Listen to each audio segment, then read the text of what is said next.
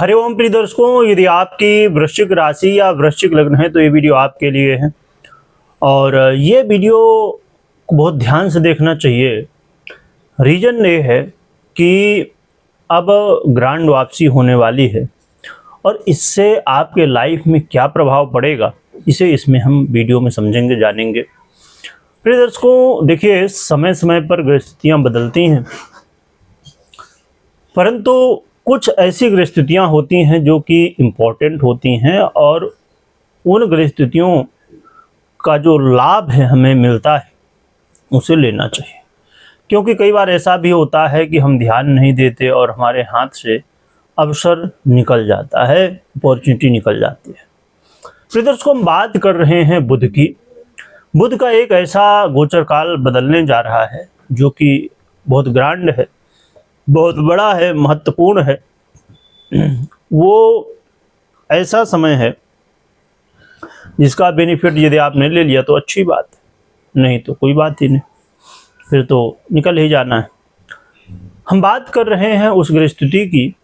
बुध की स्थिति आपने कुछ समय पूर्व सुना होगा कि बहुत इम्पोर्टेंट स्थिति में थे ये, जो कि अब कुछ समय के लिए ये बुध महाराज कर्क राशि पर गोचर कर रहे थे, परंतु ये अब पुनः से वक्र अवस्था को प्राप्त हो चुके हैं और 5 जुलाई को बुध अब अस्त भी हो चुके हैं और 7 जुलाई से बुध अब अस्त के साथ साथ वक्र अवस्था के साथ साथ ये अब मिथुन का फल देना शुरू करेंगे।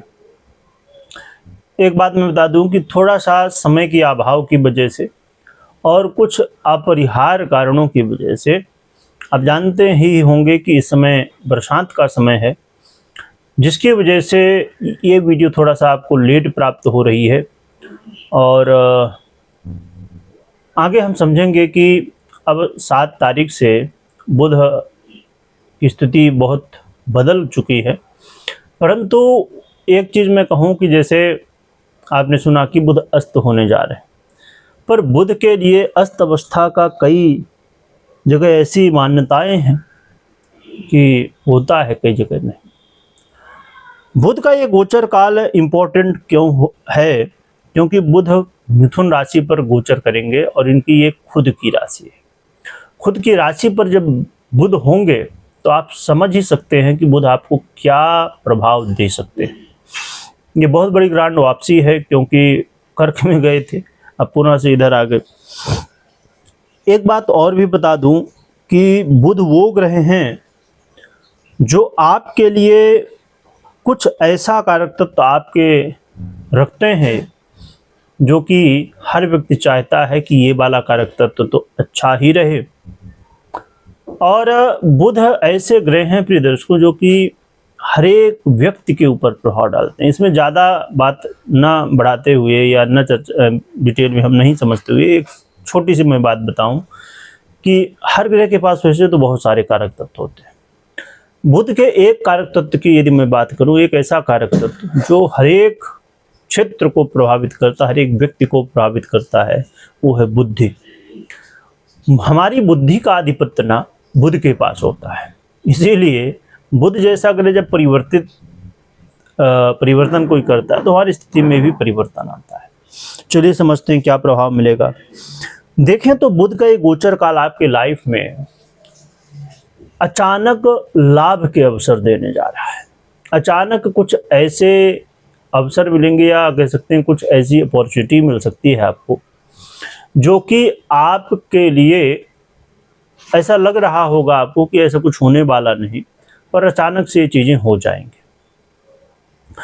और जो लोग किसी भी विषय में जानना चाहते थे, कुछ समझना चाहते थे आप, तो समझिए कि ये आपके लिए वो समय आने जा रहा है जिसमें ये जो खोज आपकी है, आपकी जो रिसर्च है, आपको जानना चाहते हैं, समझना चाहते हैं, वो पूरा होने जा रहा है। इसके अलावा मैं कहूँ तो बहुत सारे लोग अलग अलग तरीके से पैसे कमाते हैं। कोई लॉटरी, कोई जुआ, कोई सट्टा, कोई नौकरी, कोई व्यापार, कोई कुछ। तो ऐसे काम जहाँ से अचानक धन लाभ हो सकता है, उन कामों में, और कौन कौन से काम होते हैं आप यदि करते हैं तो आप समझ ही रहे होंगे, तो उन कामों में लोगों को बेनिफिट अचानक मिलने की संभावनाएं यहाँ देखी जा सकती हैं। एक बात और भी इसमें बड़ी इम्पोर्टेंट है कि ये आपके लिए एक ऐसा मौका दे सकता है जहाँ पर पैसा तो आए, अच्छी बात है, पर पैसा कई बार ऐसा होता है कि आता तो है पर टिकता नहीं। इस समय पैसे टिक सकते हैं, इस समय जो आता है और किधर जाता है, ये वाला प्रश्न बहुत सारे लोगों का होता है कि अरे जब लोग कुंडली विश्लेषण करवाते हैं तो बहुत सारे लोग कहते हैं गुरुजी पैसा तो खूब है, भगवान की कृपा से कोई कमी नहीं, पर्याप्त है, आता है, और कहाँ चला जाता है समझ में नहीं आता। तो ये जो वाला कह सकते हैं प्रश्न की जगह यदि ये कहें कि समस्या जो है, तो ये समस्या का समाधान होने की संभावनाएं बढ़ जाएंगी। तो बुध का ये गोचर काल बहुत अच्छा है कह सकते हैं, पर कुछ बातें वृश्चिक वालों को ध्यान रखना चाहिए। यहाँ पर मैं बता दूं कि बुध आपके लिए कोई विशेष कारक तत्व ग्रह नहीं है, और दूसरी बात, इनका जो गोचर काल इस समय मिथुन में होगा बहुत अच्छा है, परंतु भावगत स्थिति जो इनकी है वो थोड़ा सा वृश्चिक वालों के लिए, यानी कि बुध की जो स्थिति इस समय बन रही है वो तो अच्छी है, पर वृश्चिक वालों के लिए थोड़ा सा यहाँ पर माइनस पॉइंट भी है। इसलिए आपको एक बात बहुत अच्छे से ध्यान रखनी चाहिए, जल्दबाजी किसी काम में नहीं करनी, बहुत धैर्य के साथ सोच विचार के काम करना है। जल्दबाजी करेंगे, बिना सोचे विचारे करेंगे तो फिर कई बार गलतियां होंगी, और यहाँ पर फिर आपको लगेगा कि अरे हमने तो सुना था कि बहुत अच्छा होने वाला है और यहाँ तो गड़बड़ हो गया।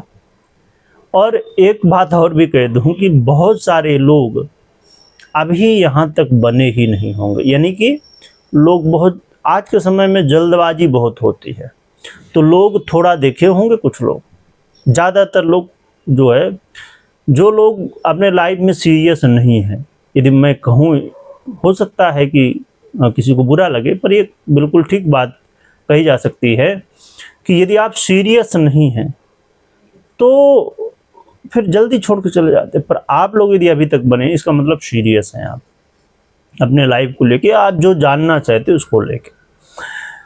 तो यदि आप यहाँ तक बने हैं तो ये बात हमेशा ध्यान रखिए कि कभी भी कोई भी गृहस्थी हो, ये बात मैं हमेशा कहा करता हूँ कि पर्सनल कुंडली विश्लेषण के बाद ही निर्णय लें, क्योंकि देखिए हर व्यक्ति की अपनी अलग कुंडली है। देखिए मुझे इसमें कुछ ज़्यादा बताने की आवश्यकता नहीं, आप खुद समझते ही हैं इस बात को कि अब जैसे मैं कहूँ कि वृश्चिक राशि आपकी है या लग्न है जो भी, तो क्या वृश्चिक राशि वाले लोग आप ही हैं या 2 4 10 लोग हैं या 1000 2000 लोग, नहीं, करोड़ों हैं, कई करोड़ लोग हैं। तो हर व्यक्ति की लाइफ अलग है, हर व्यक्ति की कुंडली अलग है, और हर व्यक्ति के कर्म भी अलग हैं, इसीलिए रिजल्ट भी अलग होते हैं। इसीलिए मैं हमेशा देखिए, ये गोचर का जो फल होता है वो बिल्कुल सुनना चाहिए, जानना चाहिए, समझना चाहिए, क्योंकि 50% 60-70% प्रभाव पर्सनल कुंडली का और बाकी गोचर कुंडली का भी है। तो इसीलिए दोनों को देखना समझना बहुत जरूरी होता है, और पर्सनल कुंडली विश्लेषण के बाद सभी ग्रस्थितियों को देखते समझते हुए, और जब देख समझ लें उसके बाद ही निर्णय लेना चाहिए। चलिए अब हम आगे बढ़ते हैं और उपाय की बात करते हैं। उपाय बहुत सरल है, जो भी देवी शक्ति हो, चाहे माँ जगदम्बा हो, आप कुल देवी हो, या जिनके प्रति भी आपकी श्रद्धा हो, प्रेम हो, उनकी आराधना आपको करना है। और इसके अलावा बुध यंत्र को अपने घर, ऑफिस इत्यादि में रख सकते हैं और आराधना कर सकते हैं। तो ये उपाय कर सकते हैं जिससे आपको हेल्प मिलेगी। और बाकी जिनकी भी आप आराधना करिएगा, उनका स्मरण करिएगा और जयकारा लगाइएगा, वीडियो देखने के लिए बहुत बहुत धन्यवाद।